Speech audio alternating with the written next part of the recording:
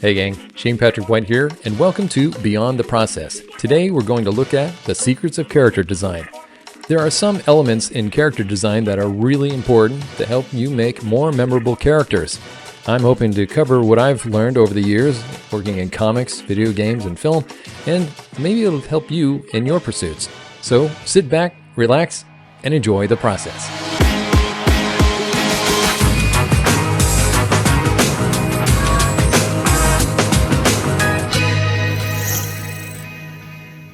All right, let's get into this. So I penciled this character in Clip Studio, and I also inked him in Clip Studio. It's not something that I've done a lot of, and doing character turnarounds is something I've done even less of.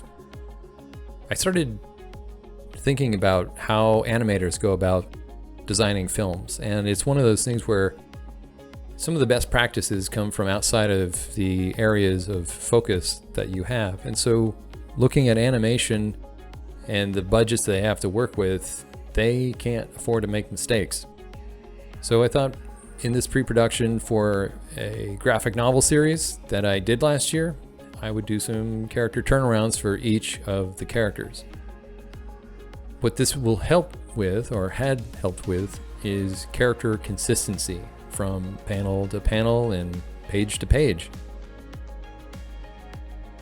When designing characters, I think one of the things that I've learned over the years is to create memorable silhouettes.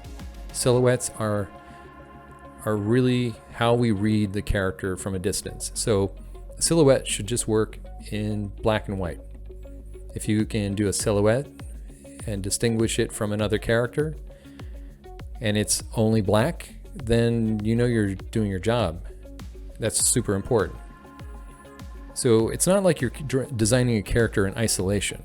You have to design it against other characters. You have to have the backstory. You have to use their hero's journey or their arc to help you define what that silhouette will be. It's really important when we tackle these things that we're always thinking about story. In the case of this character, he is not the main character, but he is a main protagonist. And because of his backstory, he's supposed to be a schoolboy, well, in a school for, I think it was called the School of St. Ruffians, which is like a school for bad kids. And the idea is that there's a certain bit of ludicrousy. They make the kids wear these embarrassing English schoolboy outfits, but they're always getting into fights, they're always pulling pranks, and that sort of thing. So a lot of the costuming will relate back to that story.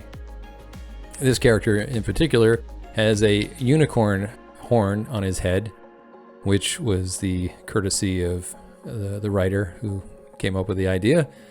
I don't know why he has it. I don't even think it was explained in the story, but maybe in a sequel later on it will be explained.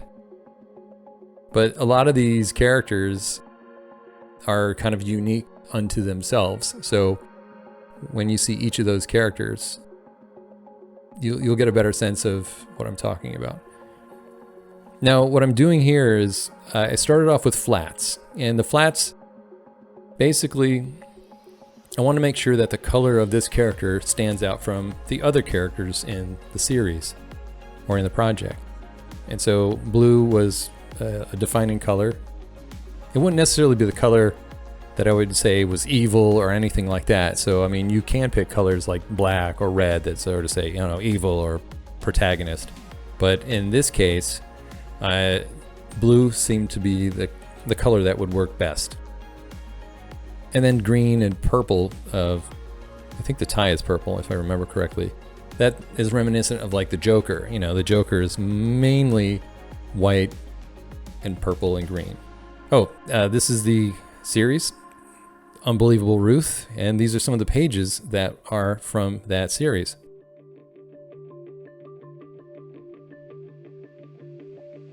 One of the other things to keep in mind when you're creating these characters is the amount of detail that you're going to have to draw from panel to panel and page to page.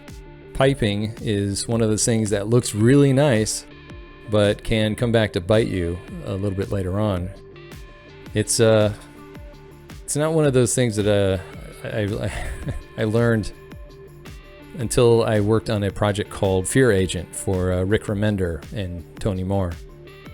It's a comic about a space, I guess, trucker kind of guy, and he had a lot of piping on his costume, and I didn't realize how much more work it would be to add those little accents. They look really, really cool, but if you have to do that for the main character, it's going to be a real pain. So luckily this guy's a secondary character and it's not as bad. I'm not going to be drawing him like that all the time or coloring him like that all the time.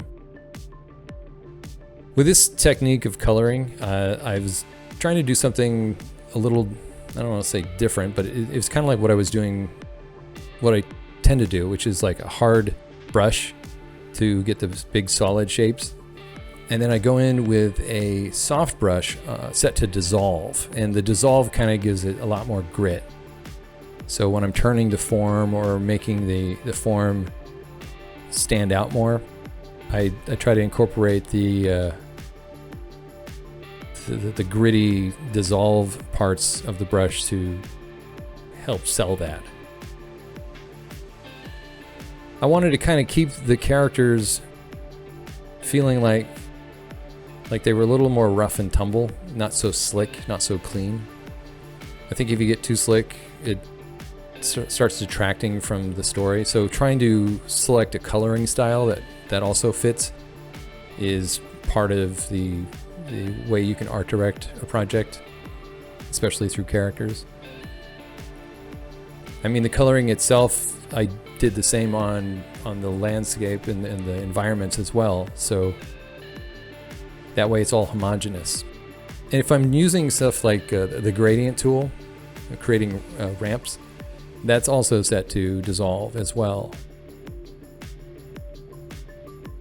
And while it may look really textury on screen, it will sort of settle down once it's printed, or once you collapse the layers together and scale it to whatever size that you're going to show it on, a device or through a reading app. So this character's name is Gerald, and the thing about Gerald is he rides a brontosaurus, if I remember correctly. It's been a while. I think I only drew the brontosaurus once, but he has a pet brontosaurus and he antagonizes he's an antagonist, not protagonist. What was I thinking? He's an antagonist.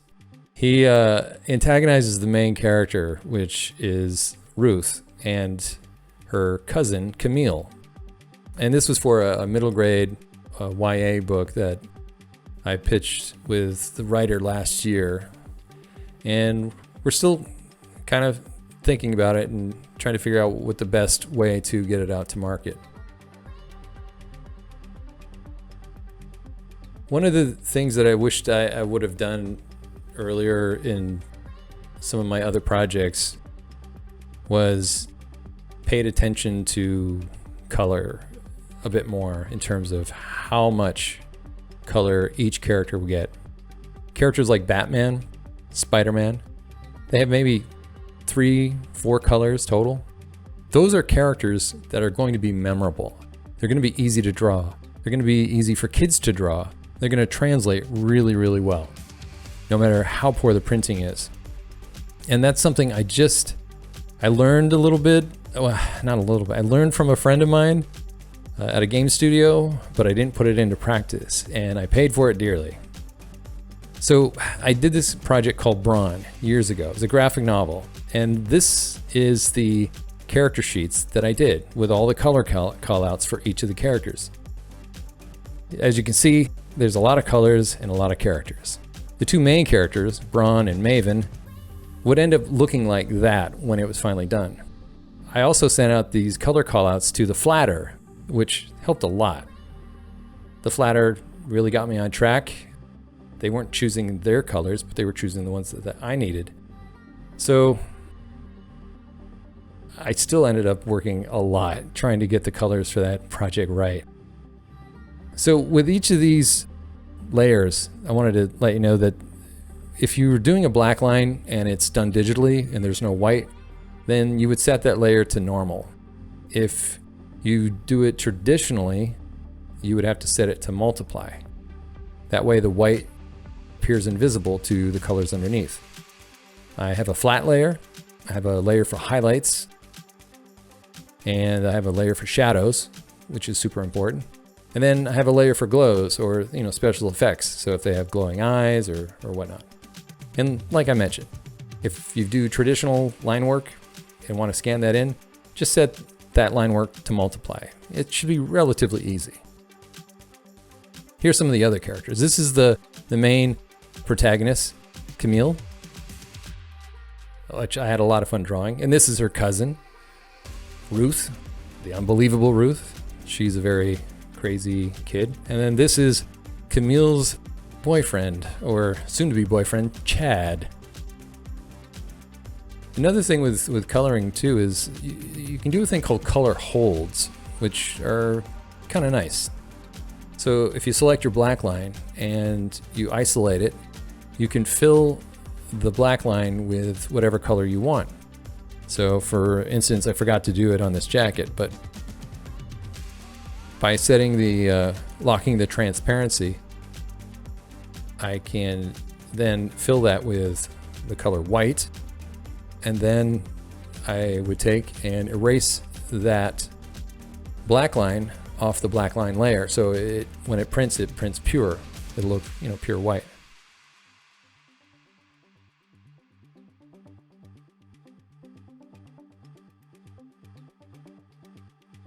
I think what else I noticed here was I didn't have the shadow on the beaver. You got to put shadow on the beaver.